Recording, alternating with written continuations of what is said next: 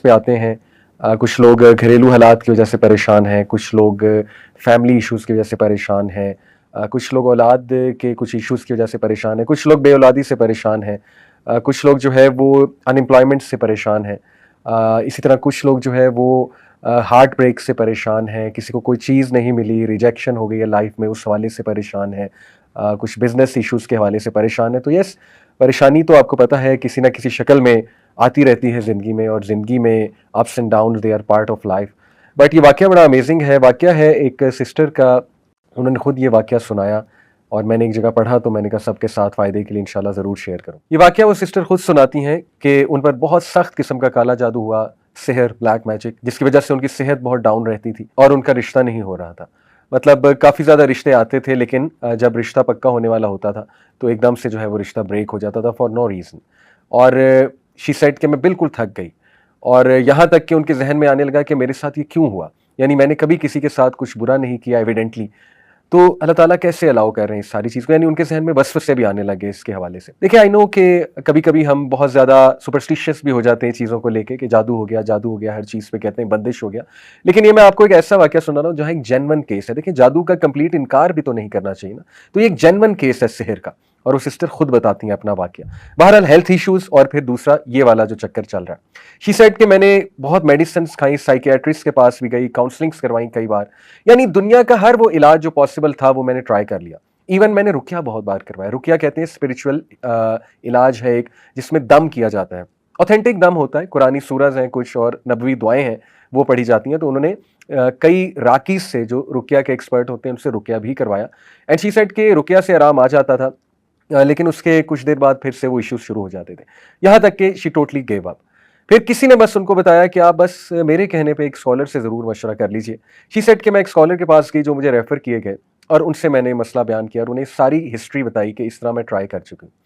ان scholar نے کہا کہ بیٹا آپ میرے کہنے پہ یہ 10 چیزیں ٹرائی کرو, ہر چیز آپ نے ٹرائی کر ہی لی ہے تو چلو یہ 10 چیزیں ٹرائی کرنے میں کوئی حرج نہیں ہے, لیکن آپ نے مجھے پرومس کرنا ہے کہ آپ یہ 10 چیزیں کرو گی, اور during while you are doing that تو ہو سکتا ہے آپ کو بہت ڈی موٹیویشن آئے, بہت ڈاؤٹ آئے, لیکن آپ نے صبر کرنا ہے اور آپ نے جمے رہنا ہے انشاءاللہ, اور آپ نے کچھ بھی کر کے ان چیزوں پہ عمل کرنا ہے.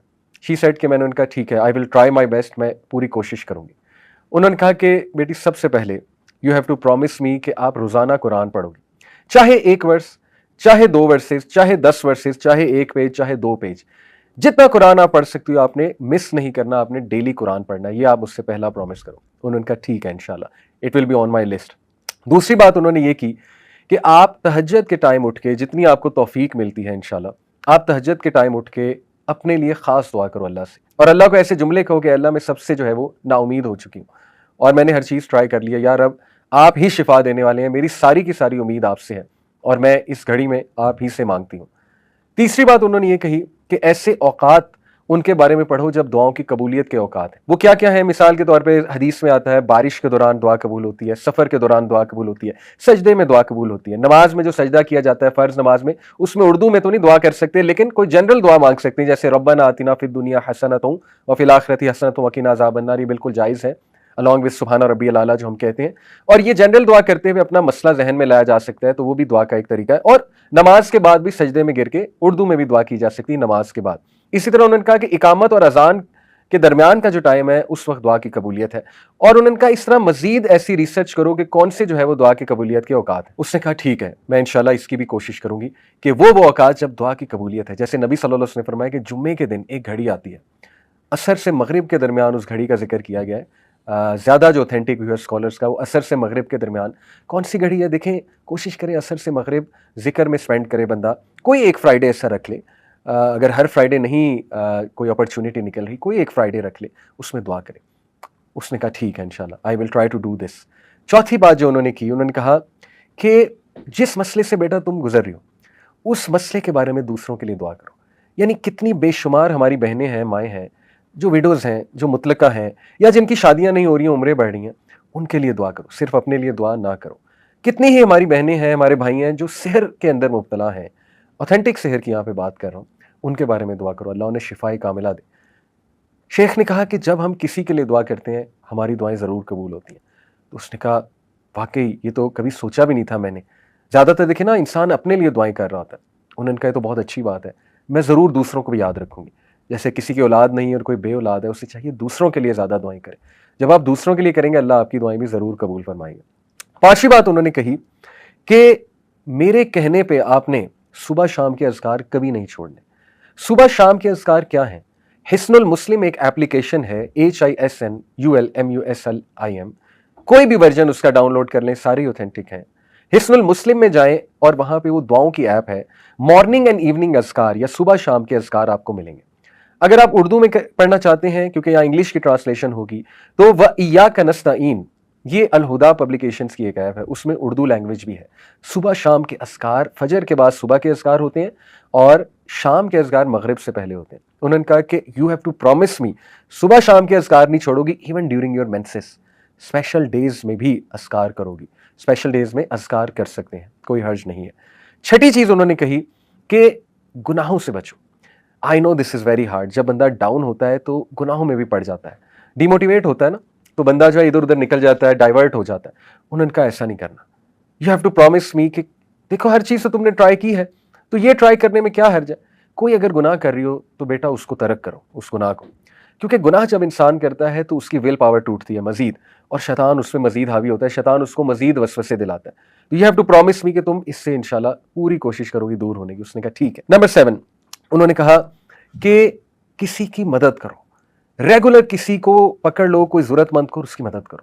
اور سب سے پہلے بہت ضروری ہے علم والوں کی مدد کرو. علم والے کون ہیں؟ جو عالم بن رہے ہیں یا علم سے جڑے ہوئے ہیں لیکن ان کے وسائل نہیں ہیں اتنے، ان کی مدد کی جائے. یا کوئی تکلیف میں ہے، کسی کوئی بیماری ہے، علاج ہونا ہے، ان کی مدد کرو. یا کوئی اور ضرورت مند ہے، کسی کو کسی چیز کی ضرورت ہے تو نظر رکھو ایسے لوگوں پہ، تھوڑا سا باہر نکلو اپنے اوپر، ایسے لوگوں پہ نظر رکھو اور ان کی مدد کرنا شروع کرو مانیٹری سینس میں. نمبر 7 انہوں نے کہا استغفار کو بڑھا دو، بہت زیادہ بڑھا دو، کثرت استغفار کرو. استغفر اللہ توب الیہ، استغفر اللہ توب الیہ، استغفر اللہ توب الیہ. Very simple. یہ مت سوچو میری زندگی میں مسائل کیا ہیں، ڈی موٹیویشن کو حاوی نہ ہونے دو. بس ایک بار ذہن سے نکال دو کہ مجھے کوئی مسئلہ نہیں ہے اور استغفار کرو. اے اللہ میری غلطی ہے، میری غلطی ہے، استغفر اللہ توب الیہ، استغفر اللہ توب الیہ. کیونکہ نبی صلی اللہ علیہ وسلم نے فرمایا جو کثرت استغفار کرتا ہے اللہ تعالیٰ اس کے لیے ریلیف ضرور نکالتا ہے اور اسے وہاں سے دیتا ہے کہ اس کا گمان بھی نہیں جاتا.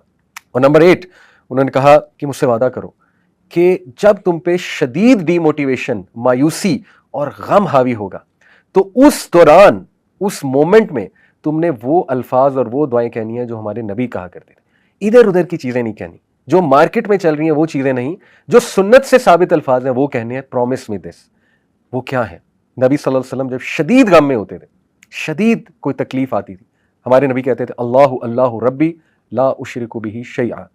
اسی طرح ہمارے نبی کہتے تھے یا حی یا قیوم برحمتک استغیث. اسی طرح ہمارے نبی کہا کرتے تھے لا الہ الا اللہ العظیم الحلیم، لا الہ الا اللہ رب العرش العظیم، لا الہ الا اللہ رب السماوات و رب الارض و رب العرش الکریم. اسی طرح نبی صلی اللہ علیہ وسلم نے سکھایا کہ جب تم پہ ریگریٹ حاوی ہو جائے، تم کہو میرے ساتھ یہ کیوں ہوا، کاش ایسا ہو جاتا تو نہ ہوتا، کاش یہ ہو جاتا تو نہ ہوتا، تو کہو قدر اللہ وما شاء فعل. انہوں نے کہا مجھ سے پرومس کرو تم یہ الفاظ کہو گی جب بھی تم پہ یہ کیفیات حاوی ہوتی ہیں، بجائے کہ ادھر ادھر کی چیزیں ٹرائی کرنے کی. اس نے کہا ٹھیک ہے میں یہ بھی کروں گی. نمبر 9 انہوں نے کہا کہ بیٹا ہر سچویشن سے جو ریلیٹڈ دعا ہے، خصوصاً واش روم میں جانے کی دعا، اللہم انی اعوذ بک من الخبث والخبائث، گھر سے نکلنے کی دعا، بسم اللہ توکلت علی اللہ لا حول ولا قوت الا باللہ. شام کو، رات کو سونے کے جو اذکار ہیں بیٹا وہ تھام لو، وہ کرو، ریگولر کرو. جتنے مواقع کی دعائیں تم کر سکتی ہو، خصوصاً ایسے جو واش روم کے انہوں نے کہا، اور رات سونے سے پہلے کی جو دعائیں ہیں.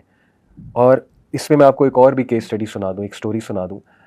کسی نے مجھے بتایا کہ ان کو بہت نائٹ میئرز آتے تھے، حالانکہ رات کے اذکار بھی کیا کرتے تھے، لیکن انہوں نے کہا کہ سورہ ملک جب سے میں نے پڑھنا شروع کی میرے نائٹ میئرز ختم ہو گئے.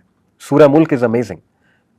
اور 10ویں چیز انہوں نے کہا کہ بیٹا اس دعا کو پکڑ لو، خاص اس دعا کو سخت تکلیف میں، لا الہ الا اللہ العظیم الحلیم، لا الہ الا اللہ رب العرش العظیم، لا الہ الا اللہ رب السماوات و رب الارض و رب العرش الکریم. یہ 10 پوائنٹس انہوں نے کہا کہ دیکھو تم نے ہر چیز تو ٹرائی کر لیا. اب دیکھیں کوئی سوچ سکتا ہے یار یہ تو اتنی لمبی ٹو ڈو لسٹ ہے، ہم سے تو پہلے ہی چیزیں نہیں ہو رہی. بات یہ ہے کہ جس کی جان پہ بنی ہوتی نا، جو بہت زیادہ پریشان ہوتا ہے وہ کچھ بھی کرنے کے لیے تیار ہو جاتا ہے. ٹھیک ہے، وہ ہر ایک کے پاس گیا ہوتا ہے، اس نے تو پیسے کتنے لگائے ہوتے ہیں، وہ تو عاملوں کے پاس گیا ہوتا ہے. تو کیا یہ 10 چیزیں اس کے مقابلے میں کوئی بہت لمبی لسٹ ہے؟ میں تو نہیں سمجھتا. انشاءاللہ یہ 10 چیزیں کی جا سکتی ہیں، تو ان 10 چیزوں کو ٹرائی کریں. स्टोरी यहाँ ख़त्म नहीं हुई। उन सिस्टर ने कहा मैं 1 महीने शेख के पास आई 1 महीने बाद, और मैंने उन्हें कहा कि अल्हम्दुलिल्लाह मैंने वो 1 महीना चीज़ें ट्राई की हैं, वादे के मुताबिक मैंने सब्र किया और मैंने जारी रखा उन चीज़ों को। अल्लाह ने मुझे रिलीफ़ दे दिया, अल्लाह ने मुझे शिफा दे दी है, मैं खुश हूँ। और यकीन करें कि उसने कहा कि मैं कुछ साल बाद आई उन्हीं शेख के पास, अल्हम्दुलिल्लाह मेरे 3 बच्चे थे, मेरे साथ 3 प्यारे बच्चे थे मेरे। वो शेख बड़ा हैरान हुए ये कौन है? शी सेड शेख मेरी शादी भी हो गई, अल्लाह ताला ने मुझे 3 बच्चे भी दे दिए, और ये काफ़ी सालों बाद वो गई होंगी। तो ये अपनी वो सक्सेस स्टोरी सुनाती हैं।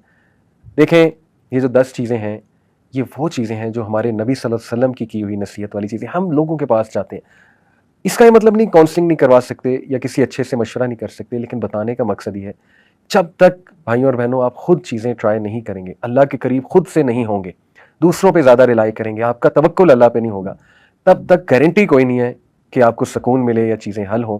देखिए खुदा ना खास्ता अगर मसला हल ना भी हुआ, ये 10 चीज़ों से कम अज़ कम अल्लाह के साथ आपका ताल्लुक इतना स्ट्रॉन्ग बन जाएगा और आपको ज़हनी और कल्बी सुकून ऐसा मिल जाएगा कि इंशाअल्लाह ताला आपको ज़िंदगी गुजारने का मज़ा आएगा। लेकिन ये भी उम्मीद करें कि इंशाअल्लाह मसला भी 100% हल हो जाएगा। तो ये 10 चीज़ें ज़रूर करें, और मुझे उम्मीद है कि कुछ अरसे बाद आप भी अपनी सक्सेस स्टोरी सुना रहे होंगे। अल्लाह ताला सबको शिफाए कामला दे, सेहत दे, तंदुरुस्ती दे, खुशियाँ दे, अल्लाह ताला आफ़ियत दे, हयातन तय्यबा दे हम सबको।